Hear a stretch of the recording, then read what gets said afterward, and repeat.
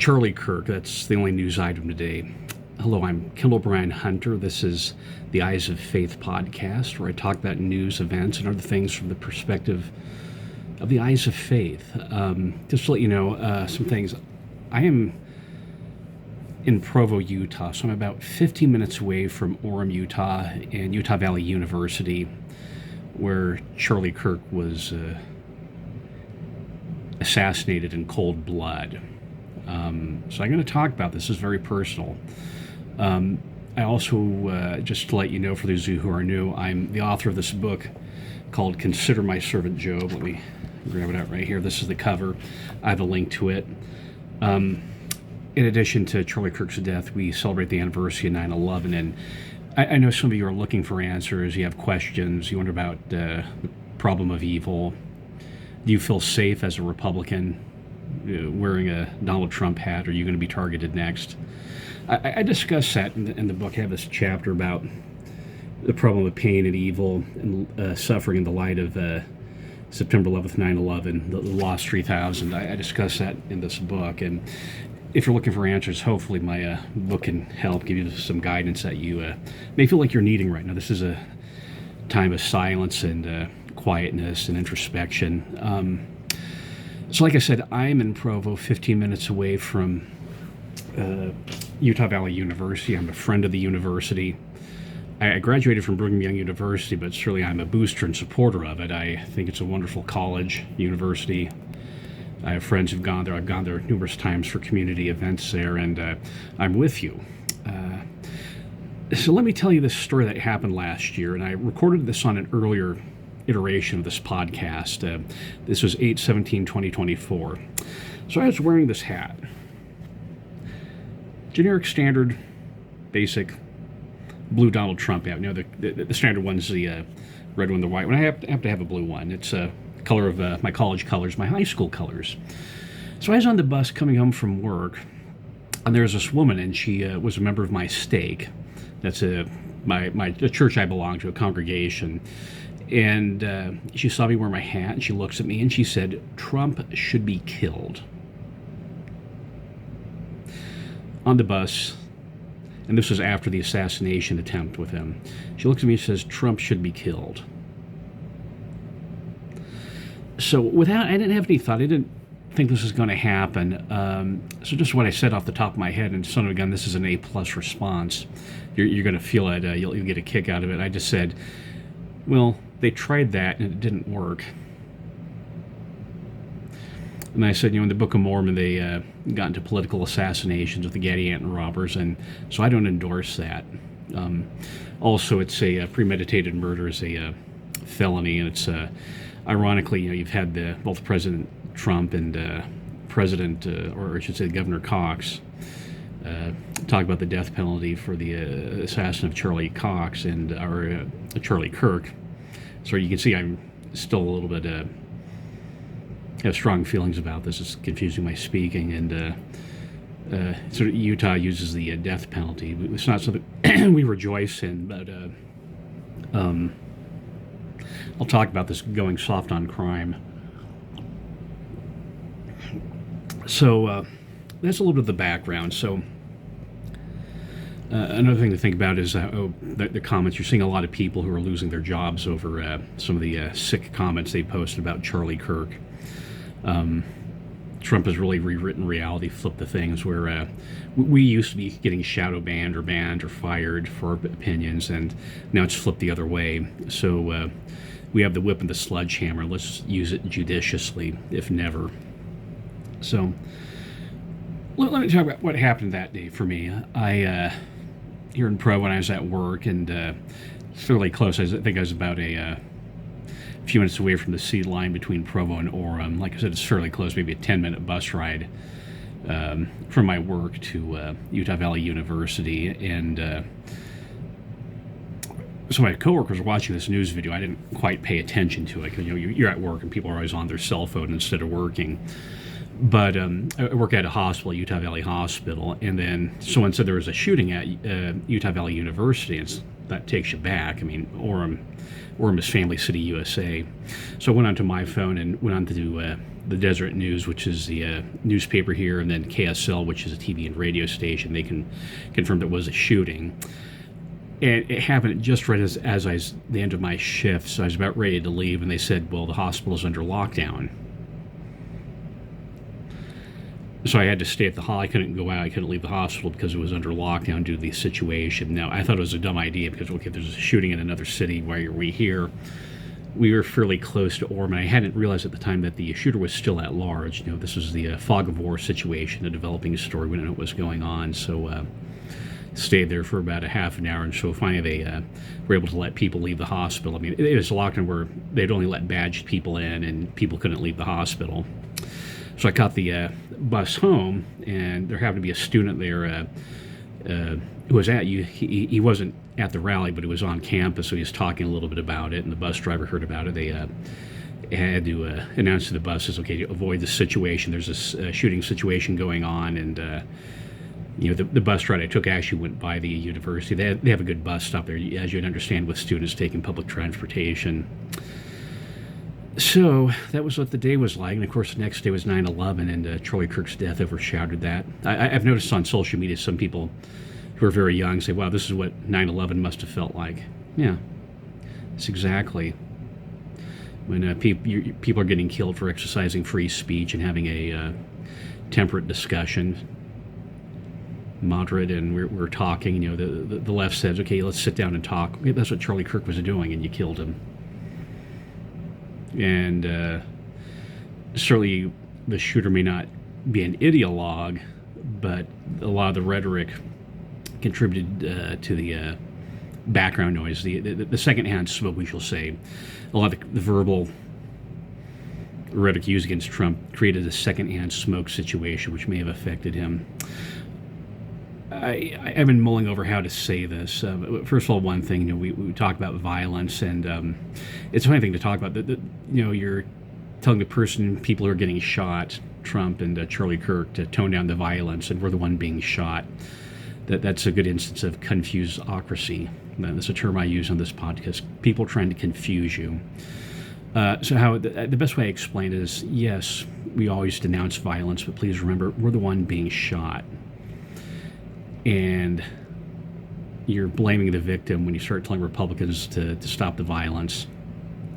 There's a tactic called, moral relativism, type of toxic egalitarianism. It's both sidesism. Both sides are doing it. It's like, well, no, this violence is coming from the left. And here's my hard data. I'm going to give you. I have a degree in history. I'm minored in political science. So we're going to talk about this both sidesism. Okay. President's been assassinated. Lincoln, Republican. James A. Garfield, Republican. McKinley, Republican. John F. Kennedy, Democrat.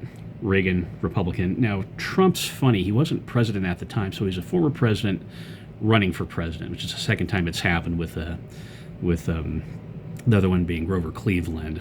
So he was in sort of a special case. So he wasn't president, but he's a former president running for president, like Robert F. Kennedy, Bobby Kennedy. You boomers remember that assassination.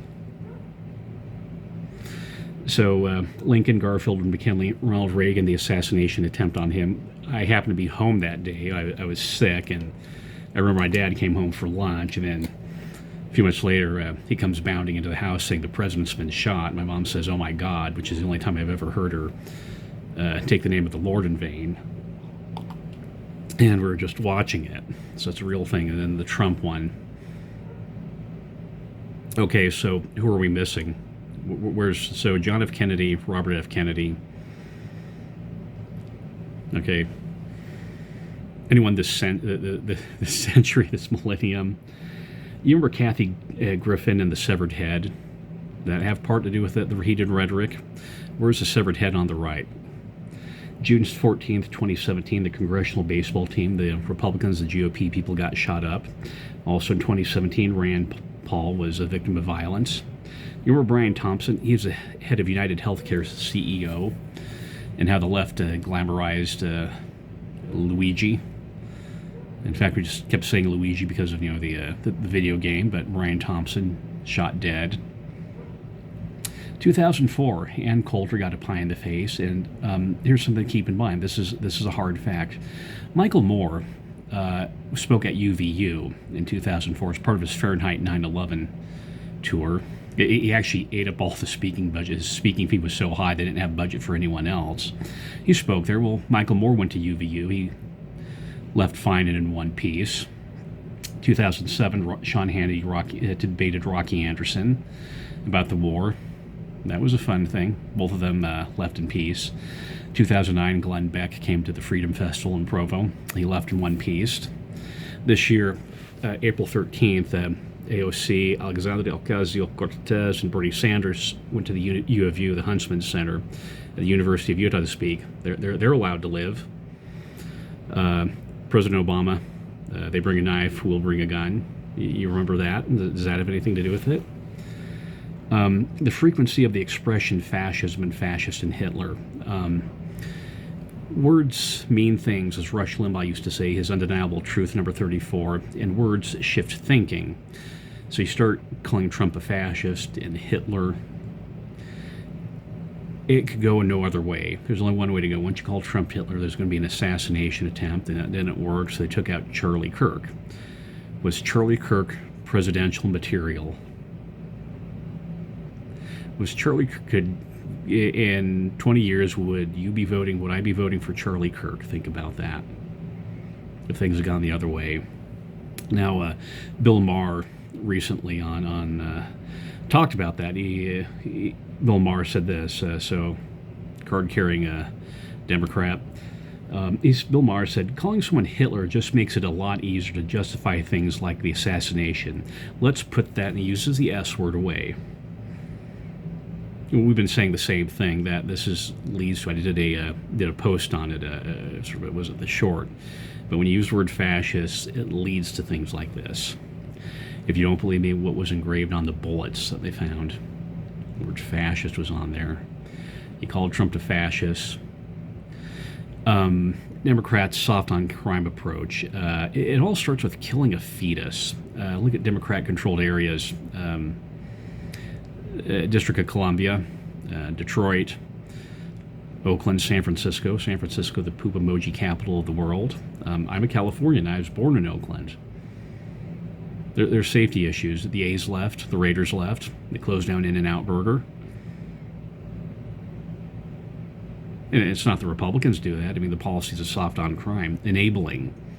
A culture of enabling. Nancy Pelosi ripping up the State of the Union 2020. The double standards with George Floyd, Daniel Penny, Irina Zavrutska, this toxic egalitarianism. Well, both sides are doing it. Get a copy of the book Liberal Fascism, Jonah Goldberg, 2008. Occupy Wall Street, 2011. How many months did that go on to Occupy Wall Street, Occupy Seattle Capitol, the CHOM, the Chaz, the Capitol Hill Autonomous Zone in 2020? How many months did that go on? And where's the Republican equivalent if both sides are doing that? Okay, which Democrat speaker has been shot and killed if both sides are doing it? Where's the rational basis for that statement? What about the Twitter files? Online censorship. We said, hey, we're getting shadow banned, and no, you're just seeing things. Elon Musk buys it. Research. Yeah, it was actually going on, and you're in denial about it. The two impeachments, Mueller, the Durham report. What about the book Original Sin? Well, let me pause this for a moment. I talked about the book Original Sin. This is by Jake Tapper, CNN reporter, and it talks about the cover-up of Joe Biden. For the back, what the world saw at Joe Biden's one and only 2024 debate was not an anomaly. It was not a cold. It was not someone who was under or overprepared. It was not someone who was just a little tired. It was a natural result of an 81-year-old man whose capabilities had been diminished for years. Biden, his family, and his team let their self-interest and fear of another Trump term justify an attempt to put an at times addled old man in the Oval Office for 4 more years. What was the extent of it? Who knew about it? Was it a conspiracy? We'll let the facts speak for themselves. No, there's no shadow banning going on. Joe Biden's sharp as a tack. This is a confessional book. This book's a confession. He's had to Jake Tapper and Alex had to get it off their soul. They're part of the cover-up. It's a little bit like the Dick Morris's books about Clinton's, because he could, and rewriting history, where he countered what was going on with the Clintons. They had to get it off their soul. They're part of a conspiracy. They feel the dirt and blood on their fingers, trying to wipe it clean.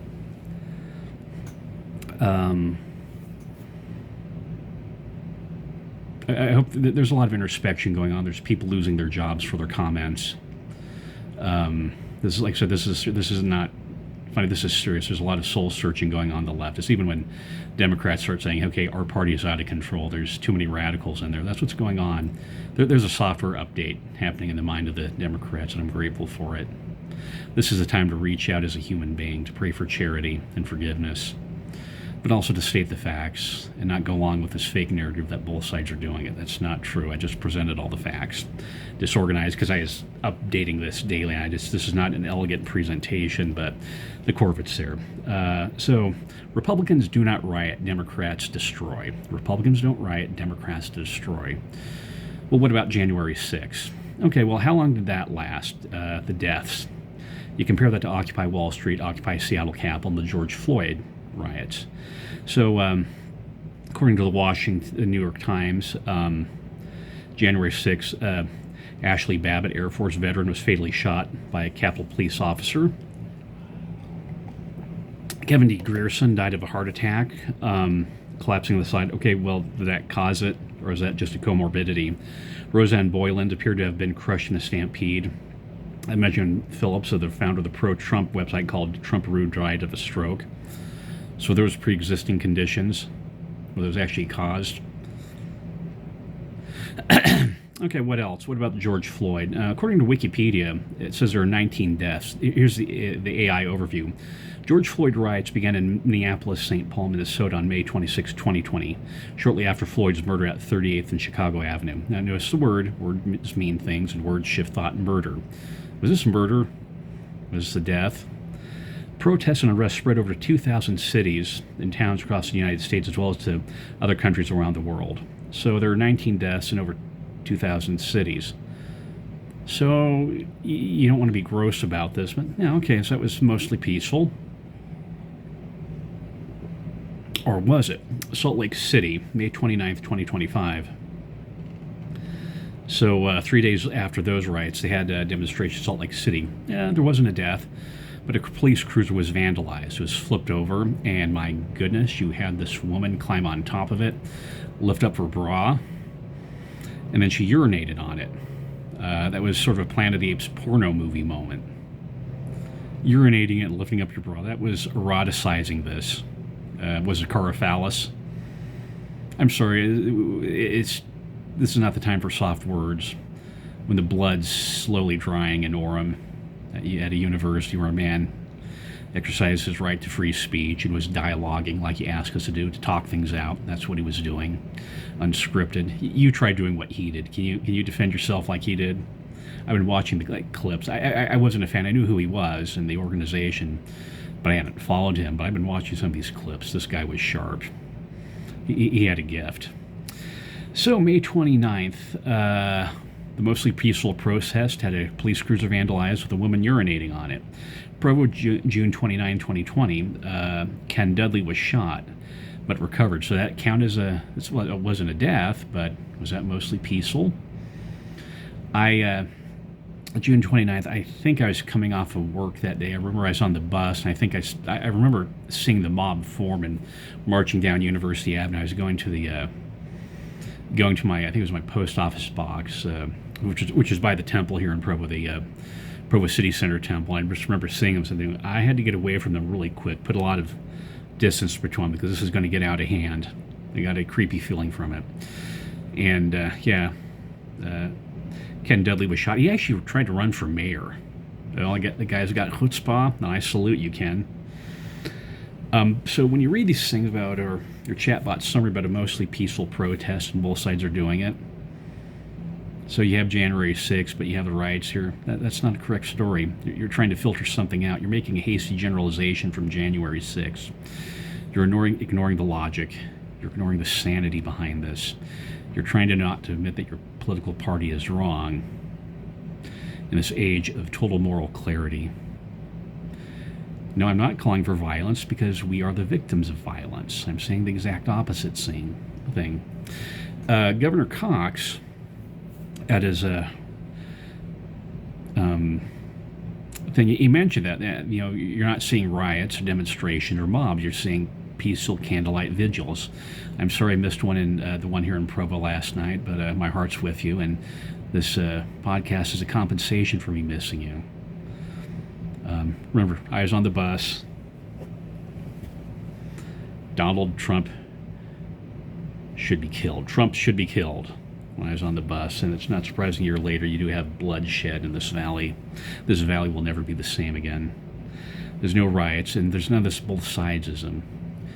See, Republicans don't riot, Democrats destroy. And if you're a moderate, reach out to the radical wing of your party. So you have a fork. You have a crossroads right now, fork in the road. Stay with your party and moderate it, or switch parties.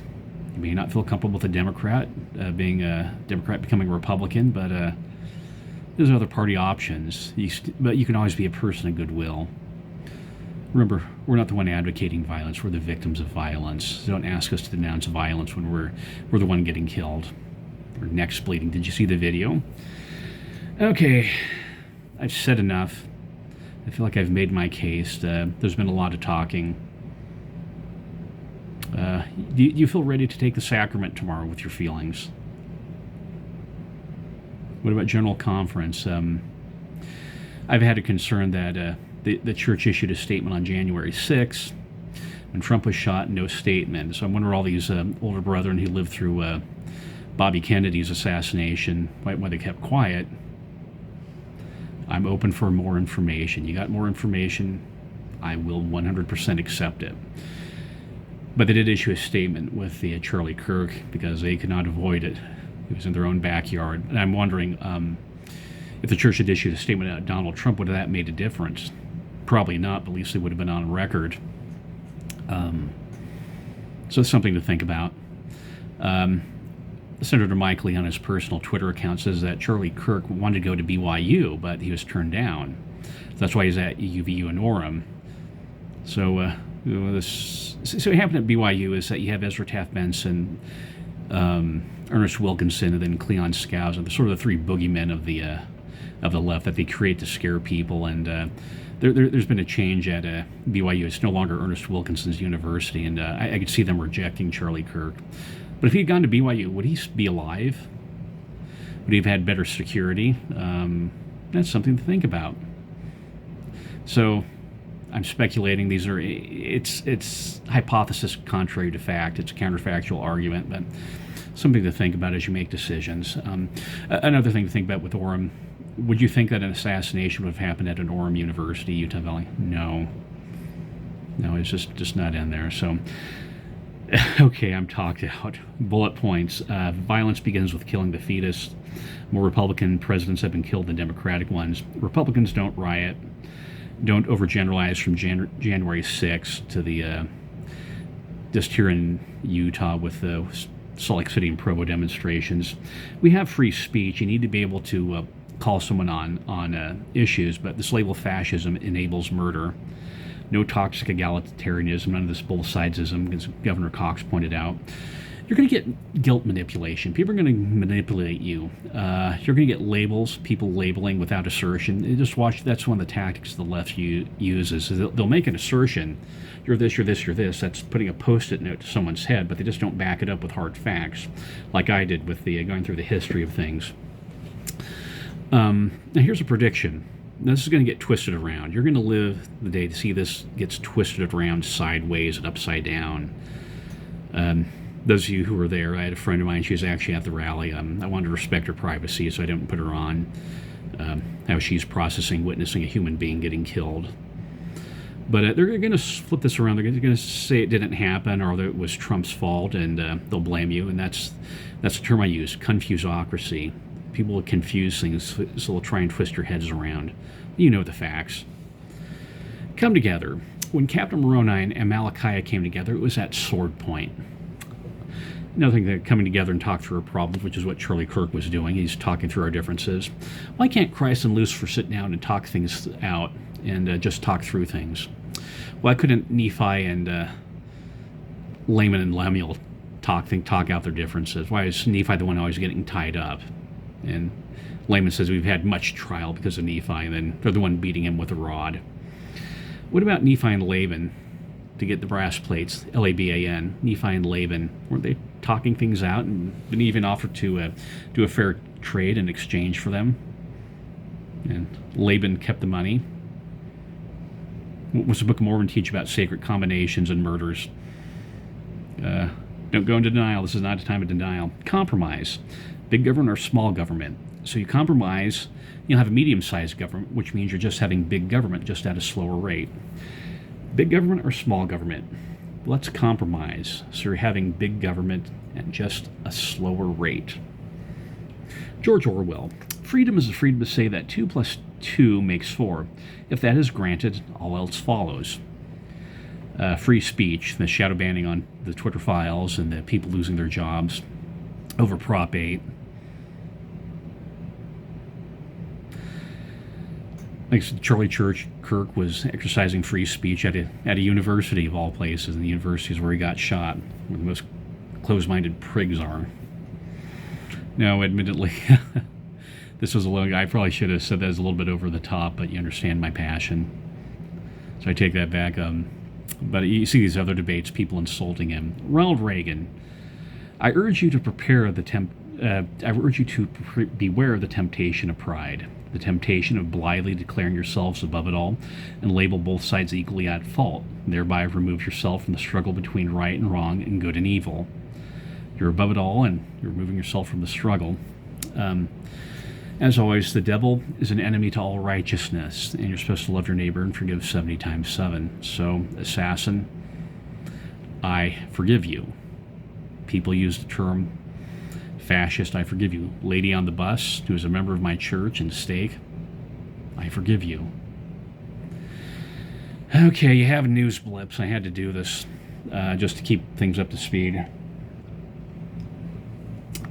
Philly's Karen, lady who took the baseball from the kid, facial recognition technology, what happens? You steal a baseball from a little kid, what happens to you? Was this the right thing? Should you stand your ground? Christ says, agree with thine adversary quickly. Agree with thine adversary quickly. How that changed things with Charlie Kirk. The father, you see, he puts his hands up. He's about ready to defend his kid, but he decides to give her the ball. Maybe he was henpecked. But what happened is the Phillies gave the kid an autographed bat, and this Phillies Karen lives in national disgust. I think it was a good de-escalation tactic. Irena Zarutska. Say her name like you said George Floyd's. Irena Zarutska, you Democrats suddenly stop worrying about Ukrainians. DeCarlos Brown Jr., with a man with a past history, and the video is a small pocket knife, and I dare you to watch make your own choice. I watched the Charlie Kirk assassination video with the blood gushing out of his neck. I saw Irena Zarutska's death, slit throat, just struggling and bleeding to death on the train.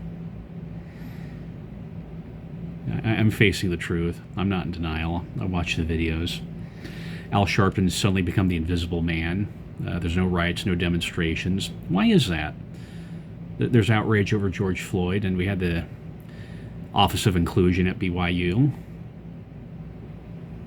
Why is this so different? Why does this feel different? One screen, 2 movies. Why are we processing things so differently? There are 3 things that converted me to Donald Trump. I was actually voted for Ted Cruz and Carly Fiorina in the primary. So it took some shifting to get me to Donald Trump. And one of the things that shifted me was on July 1st, 2015, you had Kate Steinle was killed by in San Francisco, was killed by an illegal, Jose Inez Garcia. because he said, okay, there's dangers from these letting these unvetted immigrants in here. Oh, you racist. Then a couple days later, the woman gets shot. The second thing was he was on a Hugh Hewitt interview, and Hugh Hewitt asked him sort of a chatbot question. This is a question you ask a chatbot, you don't ask an interviewer. It's like the difference between Hamas and Hezbollah. Hamas and Hezbollah. I had to look it up. It's well, you look it up on your chat bot. And so Trump's answer is like, well, it doesn't matter because the leadership's going to change, and then when he becomes president, he'll know a little bit more. And that just hit me because he didn't answer the knowledgeable one. He didn't ask the gotcha chatbot question. And what he answered was actually correct, because it doesn't matter, okay, you're Hamas, Hezbollah, Al-Qaeda, whatever, Sunni, Shia. It doesn't matter. It matters whether you're a terrorist. And so he got the knowledge wrong, but he got the wisdom right, and that just shifted me. He's like, okay, this is actually the correct answer to that question. It doesn't matter. It matters if you're a terrorist. It doesn't matter what your group is. And the other one is I feel like I got strong promptings to vote for him. So no, I don't have any regrets voting for Donald Trump. It's been illuminating. So here we are. What's our post-Trump game plan? Rush Limbaugh said no victory is a total victory, no loss is a complete loss. Who's our next president after Donald Trump? He cannot run again. Who's our candidate? This is an era of payback and revenge. Remember Nancy Pelosi ripping up the speech? These people aren't going away. They're still there. They may be hiding and abiding their time. Certainly the death of Charlie Kirk has shifted reality, political optics, where we can have an honest conversation about violence from the left, and thinking just because Republicans support the NRA that we're the violent people. Although another thing I want to be sensitive about is the transgender violence. For me, violence is violence. I don't care if you're straight, gay, wear pantyhose, wear pants, whatever. If you're violent, the issue is the violence, not the transgenderism. So we have to assume that the candidate's probably going to be Gavin Newsom, with some sort of popsicle hood ornament as a vice president, like Kamala Harris was. So who'd be the best person to go against Governor Gavin Newsom? The slick back hair, sort of a Count Dracula look. What's after that? Well, you may be the candidate. Getting your degree in political science and then getting a law degree. Maybe that's what your calling is. Well, Ted Cruz is probably the most likely candidate, the most traction, the one that Republicans would trust. If you were coming off of Trump, certainly Ted Cruz you'd support, even though they had their differences. Vice President J.C. Watts, he's a little bit older. Governor Cox is getting a lot of good optics off of this Charlie Kirk situation. I think a lot of people feel good about him as a vice president. Utah's not the draw, but you go there and I think a Democrat could support Gary Cox. That if you had Ted Cruz with Gary Cox, I think a Democrat might be supportive of that. So another thing to do is study Newt Gingrich's contract with America. That another reality flipping things back from the 1990s. Study that. Why is that a success? His book To Renew America, he had a plan, he had an outline, and he was able to win with it. He ran with it. Also read his book Lessons Learned the Hard Way, about the mistakes he made as speaker. He wasn't a speaker. He was a prime minister with Bill Clinton as president. He was a very vigorous speaker. He was a co-president. Study those. Get that law degree. Get that political science degree. Start posting online. I got a flag from Twitter that's saying that I was spamming people. So no, I'm just busy. This is a unique event in history of America. This death. The president and the vice president have gotten involved. So we're at half an hour, 33 minutes. I feel like I'm talked out. I'm not shouting. I don't scream or rant. I don't growl or snarl. I get shrill. You, me, and the truth, and hopefully I've been speaking words of truth about the history of things, that there is no double side to this. When you say there's both sides, you're trying to avoid making the moral distinction. It's a form of tu quoque argument. I should do something about logic. Study logic. That'll help you. It's been a heavy week. It's been a second 9/11 this past week. We had 9/10 and now 9/11, 9/10 with the death of Charlie Kirk. 9/11, the celebration. Been a very heavy week. reliving the trauma of Ronald Reagan's assassination attempt or Donald Trump's assassination attempt. Now, turning to the scriptures for guidance, or do you feel worthy to take the sacrament? Are you ready for General Conference for the messages of hope and peace and direction we get in General Conference? What's God telling you right now? Are you loving and forgiving people? Well, that's the passing scene, seen with the eyes of faith.